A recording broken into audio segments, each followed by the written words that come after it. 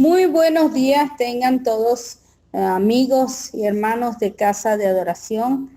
Hoy le damos las gracias al Señor por un día especial que tenemos para comenzar una enseñanza de nuestro Señor. Reciban un hermoso saludo de parte de nuestro apóstol Rey Colón y de la pastora Maribel y por supuesto de su hijo Nandi, allá desde los Estados Unidos. Ellos siempre están pendientes de todos ustedes y de todo el progreso y todo lo que hacemos en esta zona. Y también entendiendo de que hay muchas personas en diferentes partes del mundo que están compartiendo esta hermosa palabra. Y hoy en este país se está celebrando el Día del Amor y de la Amistad. Y cómo no recordar el mayor amor que fue de nuestro Dios, el mandar a su hijo, a su único hijo, para conciliarnos con él. Qué bueno es que podamos compartir nosotros también la enseñanza de nuestro Señor Jesucristo. Y para comenzar en este hermoso día, les voy a estar leyendo en Segunda de Reyes, capítulo 4, desde el versículo 1 hasta el 3. Y dice de la siguiente manera. Un día la esposa de uno de los aprendices del profeta le contó a Eliseo que su esposo había muerto. Era un hombre que amaba a Dios, según dijo ella. Pero al morir debía algún dinero y el acreedor le estaba exigiendo su pago. Si ella no pagaba, dijo que se llevaría a sus 2 hijos como esclavos. ¿Qué puedo hacer por ti?, le preguntó Eliseo. ¿Cuánto alimento tienes en la casa? Ella le respondió, absolutamente nada, salvo un cántaro de aceite de oliva. Entonces, pide prestado cuantos vasos y cántaros puedas de tus amigas y vecinos, le ordenó Eliseo. Y con esta palabra vamos a estar recibiendo al pastor Héctor Rodríguez. Bendecido y muy feliz día. Y aprovecho para saludarlos en el Día del Amor y de la Amistad. Agradecido de Dios por compartir con ustedes pues la enseñanza.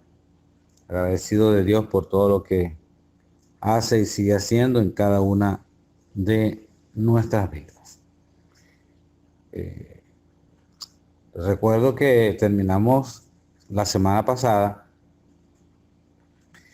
y hablamos de que Dios siempre te dará la solución en tu casa con lo que tienes en tu casa. Y nos fuimos al libro de Hebreos y allí leímos donde el mismo Dios dice que nosotros somos su casa y Él es nuestro constructor. Por eso está dentro de cada uno de nosotros para hacernos crecer, para que podamos mejorar y aportar a esta ciudad, al sitio donde usted se encuentre y al mundo entero de lo que Cristo le enseña para que usted pueda también enseñarlos a otros. En la lectura de hoy podemos ver una mujer que estaba en problemas, un profeta que había muerto y había dejado una deuda, una deuda algo grande porque el acreedor dice que se iba a llevar a los hijos del profeta. La viuda habla con Eliseo y seguramente lo conocía porque este era de los que estudiaban con Eliseo, era un profeta como lo era también Eliseo. Pero recuerdo que la semana pasada les decía que cuando aparecen los apóstoles y los profetas, ellos te van a cubrir de tus enemigos. Y el enemigo de esta viuda era la deuda que estaba teniendo. Claro, había un acreedor, pero si ella pagaba la deuda, el acreedor solventaba y ya no podía ejecutar lo que estaba en ley. Ahora, la viuda en su problema, en su situación, no se había dado cuenta que había casas que estaban peor que ella, porque cuando Eliseo le pregunta, ¿qué tienes en tu casa?, ella dice solo una vasija de aceite. Y Eliseo le da una solución. Hay un milagro allí, pero necesitaban vasijas. Él dice que pidan vasijas, no pocas, y que las lleven a casa. Fueron a los otros hogares, recogieron vasijas, y todas las vasijas que vinieron vacías, esas vasijas fueron llenas de aceite. No se llenaron más porque no trajeron más, o tal vez porque ya en las casas no quedaba. Pero mientras ellos pudieran traer más, el milagro iba a seguir fluyendo. Termina, y espero que en esta semana usted pueda leer en el libro en Segunda de Reyes, en el capítulo 4, esta historia, y dice que bueno, que vendiera el aceite, pagara lo que debía, y con lo otro tenía que administrarlo bien para seguir viviendo. Quiero en esta mañana que tú pongas énfasis también, porque muchas veces estamos viendo las cosas que nosotros no tenemos, pero si analizamos bien, nos daremos cuenta que tenemos mucho más que otras personas que están a nuestro alrededor. Y lo más importante es que si tenemos a Cristo en nuestras vidas, la Biblia es clara, porque dice que lo tenemos todo. Si nos dio a su Hijo, nos dio junto con Él todas las cosas, pero todas las cosas no es que vienen por milagros o vienen, como siempre les hablo, mágicamente, sino que hay que tener una responsabilidad para nosotros adquirir conocimiento y después aplicarlo como sabiduría y ser buenos administradores de lo que Dios pone en nuestras manos. Lo poco que tienes te servirá para llenar los vacíos también de tus vecinos. Y el Dios que está en nuestra vida, el Dios que nos ayuda, nos provee, nos enseña, nos junta con personas para seguir avanzando, ese Dios tiene que ser mostrado a las personas que están a nuestro alrededor. Esta viuda tenía un problema que le dejó su esposo. Ella conversa con Eliseo. Eliseo le resuelve un problema, pero Eliseo también le dice, con lo que te quede vas a vivir. Que el profeta, el estudiante de profeta que estaba ahí, que era el esposo, que la persona que muere y deja a esta mujer endeudada, allí le faltó responsabilidad. Y eso no lo vamos a tocar en este momento, lo que pasaba con este hombre, pero por eso Eliseo le da esa palabra a la viuda: vende y con lo que te quede, entonces vas a subsistir. Recuerde y tenga presente, yo no soy responsable de las decisiones de los demás, y usted tampoco es responsable de las decisiones de los demás. Inclusive nuestros hijos, cuando tienen una mayoría de edad, ellos toman decisiones, pero en este tiempo, pues los muchachos quieren tomar decisiones, y hay padres que dejan que un niño de 5 años decida cosas en su casa. Creo que eso ha traído mucho problema en este tiempo. Por eso debemos aplicar la corrección y aplicar los principios bíblicos para que nuestro mundo pueda comenzar a cambiar. Cuando hablo de nuestro, hablo del personal, el entorno donde nosotros nos manejamos, si ponemos los principios de Dios en nuestra vida. Cuando hablamos de poner en acción los principios de Dios, tenemos que capacitarnos, tenemos que estudiar, tenemos que crecer, tenemos que indagar, porque las cosas hoy en día, aunque están fáciles los estudios, los muchachos han querido tomar esa facilidad como de conseguir las cosas sin esfuerzo, y todo en la vida se necesita un esfuerzo. En estos días he hablado con algunos de los jóvenes que he tenido la oportunidad, y hay algunas universidades extranjeras que están dándole prioridad a los venezolanos para que puedan estudiar y con unos títulos que son avalados por esas universidades y reconocidos a nivel mundial. Les digo que es fácil tomar las lecciones en la clase a través de la internet. Lo difícil es para ellos comprometerse a estudiar. Así que las oportunidades están, pero tenemos que capacitarnos. Esta palabra cuando hablamos de capacitación significa es una pasión compartida. O sea, compartir con pasión, con amor, lo que nosotros sabemos. Pero si no estamos nosotros preparados, vamos a compartir y muchas veces vamos a enseñar de la manera que no es correcta algún oficio. Creo que en este tiempo donde las crisis, ¿verdad?, ha pegado tan fuerte, nosotros debemos aprender algo, usted y yo. Nunca veas a las personas como víctimas cuando pasen por una crisis. ¿Por qué? Porque si vas a ellas con lástima, en las crisis las vas a dañar. Tú tienes que ir como alguien que lleva una solución, como alguien, o sea, que va a abrir un camino, que va a permitirle ver a ellos las cosas de otra manera. Pero debemos de tener cuidado porque hay muchas personas, mucha gente hablando y usted escucha cómo ellos se expresan. Todo está mal, nada va a poderse hacer. Hay una realidad y esa realidad no podemos evitarla o evadirla, pero debemos ser responsables en capacitarnos, ¿verdad?, en tener esa disposición de prepararnos para salir adelante. Vuelvo al principio de lo que hablamos, de la lectura.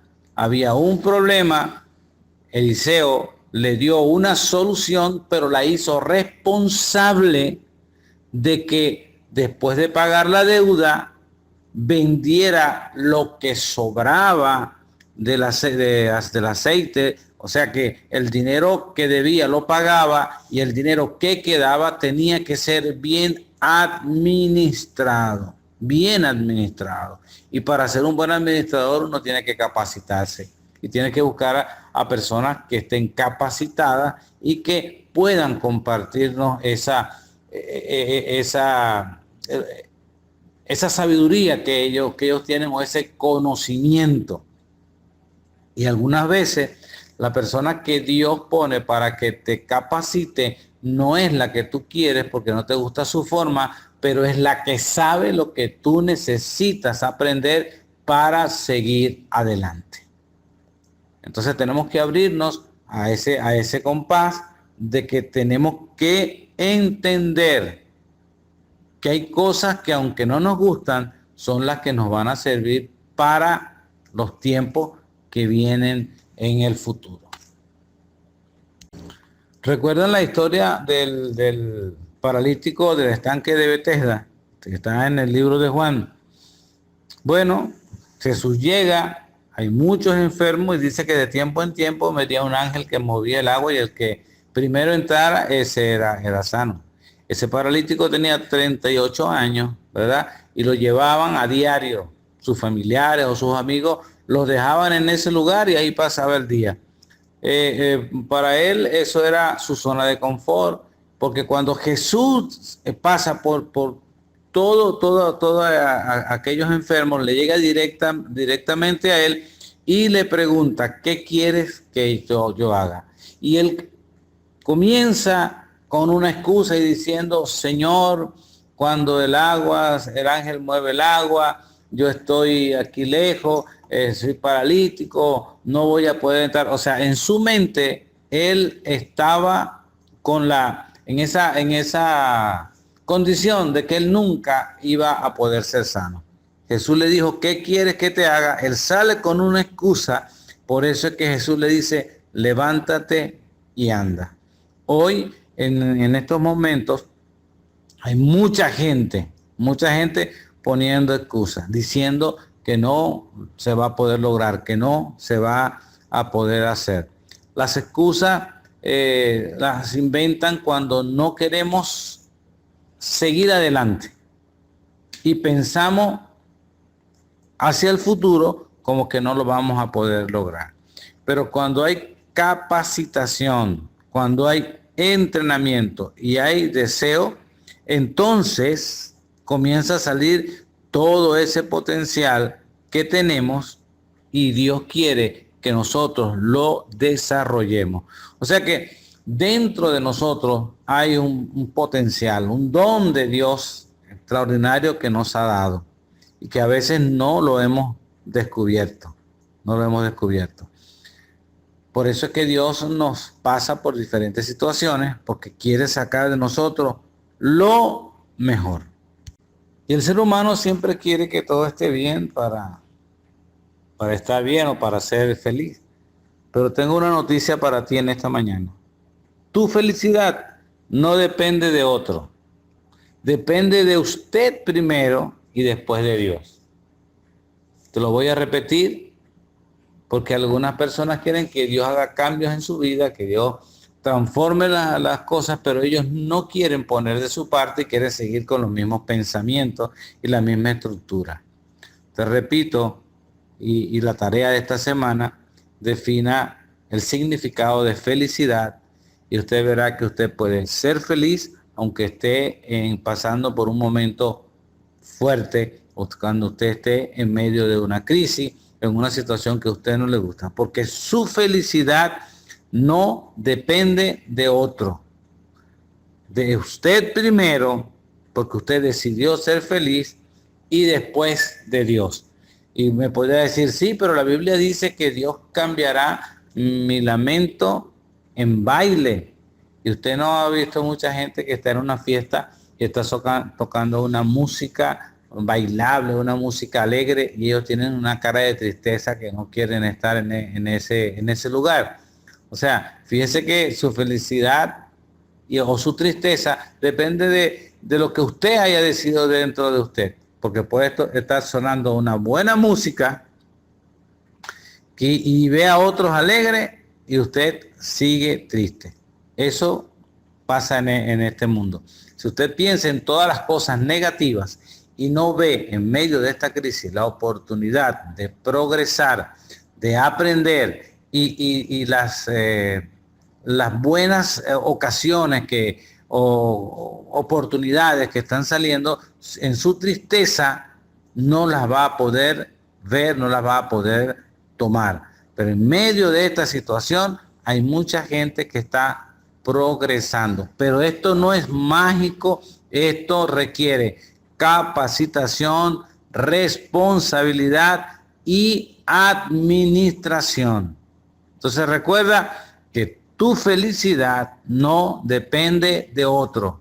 Tus éxitos o llegar a ser exitoso depende de cuánto tú anheles llegar a ese punto que llamamos éxito, pero vas a pasar por altos y bajos en la vida, por situaciones que te gustan, otras que no, pero tú estás enfocado en llegar a cumplir el propósito y el plan para tu éxito.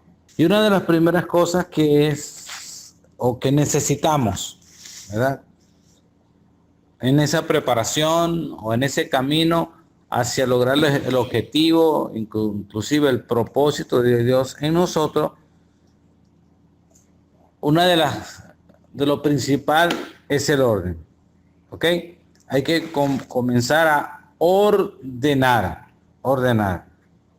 Y Dios siempre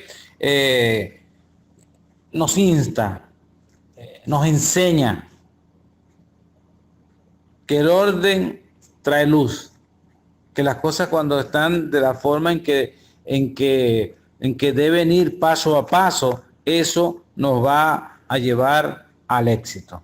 En el libro de Lucas, y me encanta cómo comienza Lucas, ¿verdad?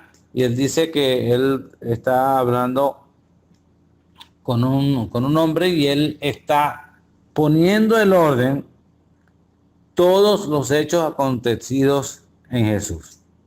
Lucas no fue un hombre de los seguidores de Cristo que miró tantos milagros. Está ahí ese libro porque él ordenó las cosas de la manera en que fueron sucediendo una hacia otra. Y dice comenzando este libro, por cuanto muchos han tratado de poner en orden y escribir una historia de las cosas que entre nosotros son muy ciertas y hay plena convicción. El verso 2 dice, tal como nos la dieron a conocer los que desde el principio fueron testigos oculares y ministros de la palabra del Evangelio. También a mí me ha parecido conveniente, después de haberlo investigado todo con diligencia desde el principio, escribírtelas ordenadamente, excelentísimo Teófilo, para que sepas la verdad precisa acerca de las cosas que te han sido enseñadas. O sea, lo que le habían instruido oralmente, lo que le habían transmitido oralmente. Entonces Lucas toma el propósito o la disposición de ordenarlas. O sea que el orden es una de las primeras cosas que debe entrar en nuestras vidas. Y a veces nosotros decimos que queremos hacer las cosas para Dios y queremos estudiar y queremos hacer, pero aprendemos mucha Biblia y no aprendemos del orden. Aprendemos muchos textos bíblicos y es bueno, no estoy diciendo que es malo, estoy diciendo que es bueno, pero lo principal es poner en práctica y ordenar las cosas. Nosotros no podemos estar predicando una cosa y viviendo de otra. Y siempre le comparto a la gente que Jesús le dijo a sus discípulos, cuando los fariseos estaban enseñando y predicando, dijo, hagan lo que ellos dicen, pero no vivan como ellos viven, porque hablaban de la verdad, de las escrituras, pero vivían de una manera diferente. Hoy en estos tiempos, pues el ser humano en estos tiempos y en los tiempos que han pasado, siempre ha querido vivir a su manera y no podemos vivir a nuestra manera. Debemos de vivir bajo los lineamientos establecidos por Dios. O sea que el orden es lo principal. Mucha gente habla del reino. Ayer compartí con ustedes lo que era el versículo de Mateo, ¿verdad? Buscad primeramente el reino de Dios y su justicia y las demás cosas os vendrán por añadidura. Pero entonces comenzamos a buscar cosas y dejamos lo del reino de un lado, entendiendo que el reino es un sitio donde Dios gobierna, donde está establecido los principios de Dios. Entonces, cuando los principios se voltean y están nuestros principios, lo que nosotros queremos, allí no está funcionando los principios del reino. Aquí les comparto lo que puse ayer y nuevamente les recuerdo que debemos de dejar de buscar cosas y establecer ese reino de Dios, el reino de Dios. Y la descripción mayor es eso, reino, un sitio donde Dios gobierna. Si Dios está gobernando nuestra vida, nosotros vamos a estar en esa línea que Dios nos ha trazado, en esa forma de comportarnos y no compartiendo y ocultando lo que no es correcto, lo que no es correcto. Eso se trata de decir las verdades establecidas ahí en la Biblia.